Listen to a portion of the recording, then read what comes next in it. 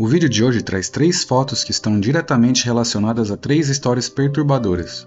Eu vou mostrar as fotos e contar as histórias relacionadas a elas, partindo da menos para a mais perturbadora na minha opinião. As histórias e as fotos nos fazem pensar sobre como o ser humano, às vezes, pode ser egoísta e cruel com os outros. Se você não gosta de histórias de crimes reais, sugiro que não continue assistindo o vídeo. Você está no Teoria 78.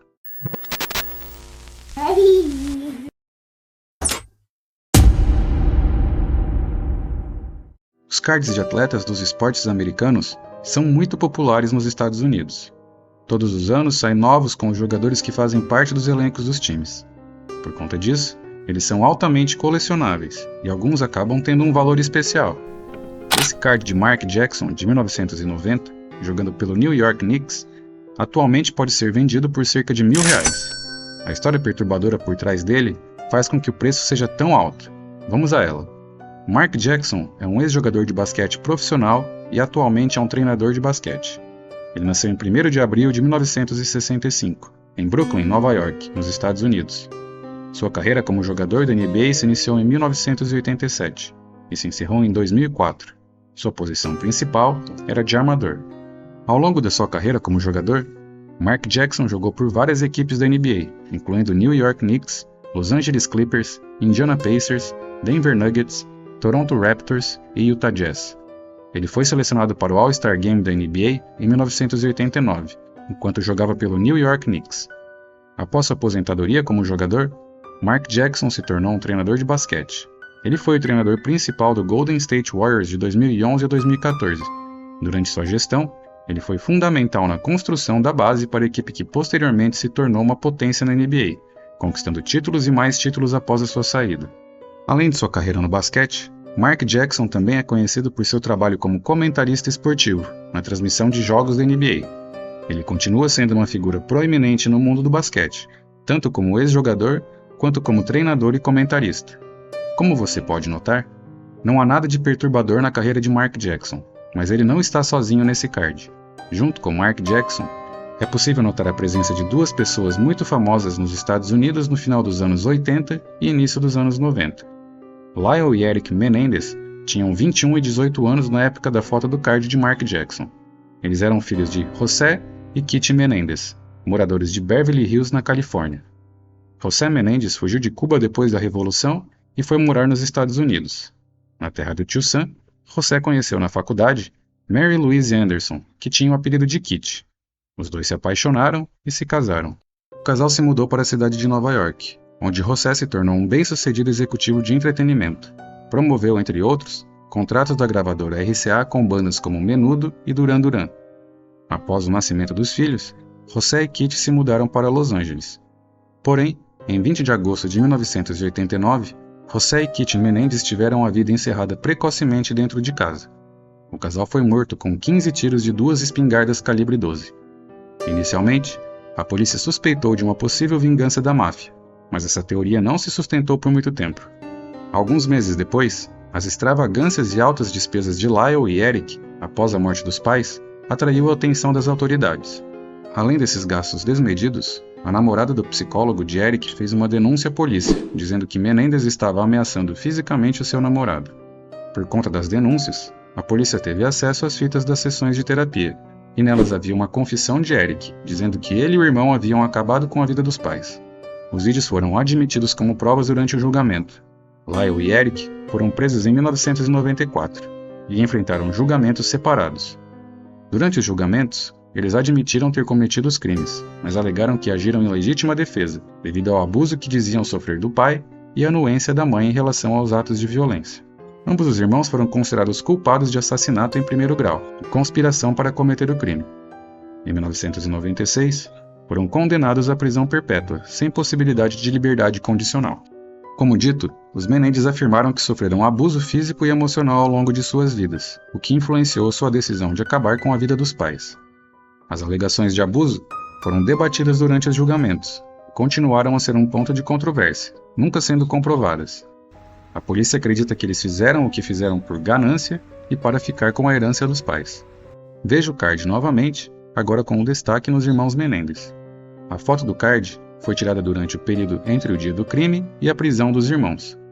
Para se fazer um paralelo com algo que aconteceu no Brasil, seria o mesmo que Suzanne von Richthofen tivesse sido fotografada em um evento esportivo no período entre a morte de seus pais e a sua prisão, e essa foto fosse publicada em algo colecionável, como um álbum de figurinhas. Você gosta de casos misteriosos, sobrenaturais e ufologia? Inscreva-se em nosso canal. Toda semana publicamos um vídeo novo sobre algum desses temas. Não se esqueça também de deixar o like no vídeo. Isso ajuda o YouTube a entender que você está gostando do conteúdo e indica o vídeo para mais pessoas. Essa simples ação ajuda muito em nosso crescimento. Estamos precisando dessa força e eu sou muito grato a você. Essa é a foto da turma de 1999 de um colégio norte-americano. Nela é possível ver diversos jovens felizes, sorrindo e se abraçando, no que parece ser a arquibancada da quadra de esportes da escola. Se você já se formou no colégio, sabe como essa época é especial e costuma ser aguardada ansiosamente pelos alunos. Afinal, é o fim de uma era que se aproxima. Provavelmente, muitos desses adolescentes estudaram lado a lado por vários e vários anos e sabiam que em alguns meses não manteriam mais o contato frequente e diário com seus amigos. A formatura no colégio é um ritual de passagem, não apenas acadêmico, mas também pessoal. Assim, os alunos desse colégio americano se reuniram para tirar essa foto, que possivelmente seria guardada com muito carinho por boa parte deles. Porém, essa foto não é uma simples foto de uma turma qualquer de formandos em um colégio norte-americano. Talvez, o nome do colégio já faça com que você tenha ideia de qual é a história perturbadora que está por trás dela. O colégio em questão é a Columbine High School. Como você já deve ter ouvido falar, no dia 20 de abril de 1999, 2 alunos do último ano do ensino médio entraram na escola armados e tiraram a vida de 12 alunos e um professor. Os 2 também feriram outras 21 pessoas, e mais outras 3 ficaram feridas enquanto tentavam fugir da escola.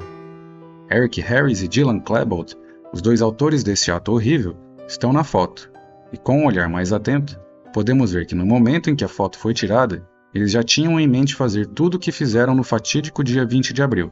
Você verá isso daqui a pouco. Toda a tragédia durou pouco menos de 1 hora.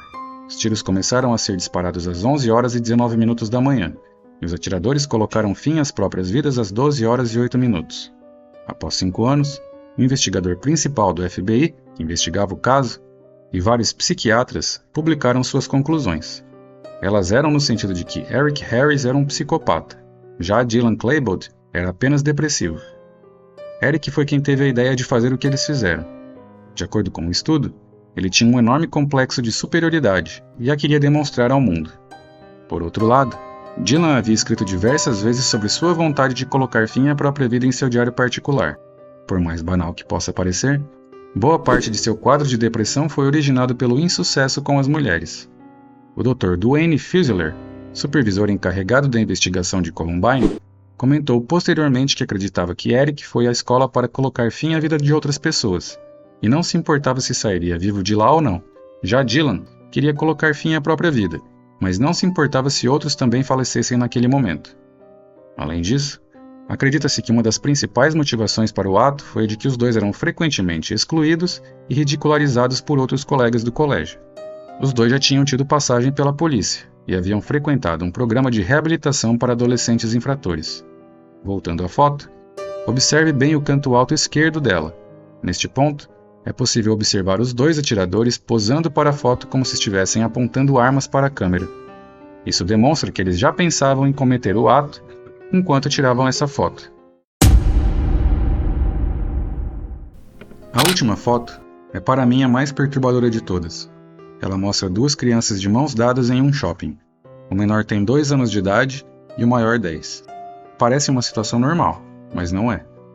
Era 12 de fevereiro de 1993, quando Denise foi passear no Shopping Strand, em Liverpool, na Inglaterra, com seu filho James Bulger, de 2 anos de idade. Por volta das 3h30 da tarde, Denise, segurando seu filho pela mão, se dirigiu ao balcão para pagar a compra que havia feito em um açougue do local. A mulher, então, soltou a mão do filho para pegar o dinheiro que estava em sua bolsa. Ela pagou ao caixa e guardou a carteira mais uma vez na bolsa. Porém, quando foi pegar a mão de seu filho novamente, ele não estava lá. Denise sentiu um calafrio tomando conta de seu corpo e começou a procurar por seu filho. O primeiro pensamento dela é de que ele teria ido atrás de algum doce que pudesse ter visto ali por perto. Contudo, ela não o encontrou. A mulher começou a entrar em pânico e a gritar pelo nome do filho. As pessoas começaram a olhar para ela e os seguranças perceberam que alguma coisa grave poderia ter acontecido. Os seguranças do shopping procuraram por James por longos 30 minutos. Porém, sem conseguirem encontrar o menino, eles pediram ajuda da polícia local. A polícia chegou e tentou acalmar Denise, dizendo que o menino deveria estar se escondendo em alguma loja qualquer e que logo ele seria encontrado. Por volta das 5:30 da tarde, o shopping começou a se preparar para fechar. Esse era o horário de fechamento do local em um dia como aquele. Ele não foi fechado porque James tinha sumido.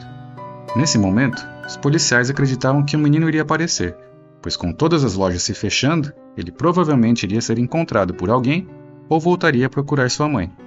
A busca prosseguiu até as 9 horas da noite, mas nada de James ser encontrado pelos policiais e pelos seguranças do shopping. Já era a hora de a criança ir dormir. Então, os policiais decidiram olhar as gravações das câmeras de segurança. Porém, em 1993, as câmeras de segurança não eram como as de hoje. Naquela época, as câmeras mais comuns desse tipo não gravavam um vídeo, mas tiravam diversas fotos. De qualquer forma, os policiais tinham uma clara noção do horário que James havia desaparecido, e pesquisaram por fotos daquele período. Eles decidiram olhar as fotos do açougue referente ao período das 3:30 da tarde. Pouco tempo depois das 3:30, conseguiram ver o pequeno James saindo da loja de açougue. Eles também viram fotos da mãe, Denise, saindo freneticamente procurando pelo filho. Os investigadores continuaram olhando as fotos e seguindo o rastro deixado por James. Então, vem poucos minutos depois das 3:30, no segundo andar do shopping, o pequeno James seguindo dois garotos que pareciam ter por volta de 13 anos de idade. Neste momento, eles se perguntaram qual seria o motivo de ele estar seguindo esses meninos. Pouco tempo depois, os investigadores encontraram a foto que perturbaria a vida deles para sempre. Esta foto de baixa qualidade do menino James Bulger, segurando a mão de um dos dois outros garotos que ele seguia. Os dois estavam deixando o shopping no momento em que a foto foi tirada. Naquele instante, os investigadores ficaram até certo ponto aliviados, pois James não estava sozinho e parecia estar sendo ajudado por outra criança. Talvez, o menino pudesse estar levando James para sua mãe, para que ela procurasse pela mãe de James. Como esperado, no dia seguinte a mídia tornou o desaparecimento de James Bulger o caso mais importante do dia. A foto foi publicada em todos os jornais e passava de tempos em tempos na televisão. Denise fez um apelo emocionado em frente às câmeras, pedindo para que quem estivesse com seu filho o devolvesse logo. Diversas pessoas ligaram para a polícia e para a mídia, mas as informações não levaram a lugar algum. 2 dias depois, a polícia recebeu uma ligação que trouxe uma informação devastadora. 4 crianças estavam brincando perto de uma linha de trem, quando viram o corpo de uma criança. Era James Bulger. Inicialmente, a polícia pensou que a criança poderia ter se perdido, vagando sem direção até ser atingida pelo trem. Porém, ao analisar melhor o corpo, perceberam que haviam diversas lesões que não eram compatíveis com o atropelamento. Além disso, algumas peças de roupas do menino estavam faltando. Assim, a polícia iniciou a busca pelos meninos que James seguiu no shopping, em especial pelo que saiu do local segurando a criança pela mão. Os policiais passaram a interrogar pessoas, inclusive crianças, para tentar descobrir a identidade dos meninos. Neste momento, eles já sabiam que procuravam por 2 crianças de 10 anos, e não de 13, como acreditavam inicialmente. A polícia então recebeu a ligação de uma mulher idosa. Ela dizia que conhecia os 2 meninos e que eles eram sinônimo de problema. De acordo com ela, eles estavam sempre causando confusão pela vizinhança. Com essa informação e com outras pistas, que foram encontradas a partir dela, a polícia partiu em direção a 2 casas diferentes, atrás de 2 meninos de 10 anos, que eram amigos, Robert Thompson e John Venables. Os 2 foram interrogados, o que para mim já é muito perturbador. Inicialmente eles negaram tudo, mas com o tempo, foram admitindo que mantiveram contato com James e que estavam no shopping porque haviam matado Aula. Ao final, eles confessaram que haviam decidido sequestrar e matar uma criança, e nesse dia escolheram James. Durante o interrogatório, eles contaram com detalhes as atrocidades que fizeram com a pequena criança, inclusive que tentaram fazer parecer que ela havia sido atingida por um trem, para que pudessem escapar impunes. Em 24 de novembro de 1993, Venables e Thompson foram considerados culpados por diversos crimes cometidos contra James Bulger, entre eles sequestro, tortura e assassinato. Os dois se tornaram as duas pessoas mais jovens a serem condenadas por esse tipo de crime na história da Inglaterra. Tanto um como o outro cumpriram pena em um centro de detenção para menores, até serem soltos em liberdade condicional aos 18 anos de idade. Os dois foram liberados com novas identidades para que pudessem tentar prosseguir sua vida, chance que James Bulger jamais teve. Em novembro de 2017, Venables foi preso novamente. Seu novo crime se referia a manter em seu computador imagens indecentes de crianças. O que você achou desses casos? Gostou desse tipo de vídeo? Deixe o like e a sua opinião nos comentários. Aguardo você no próximo vídeo.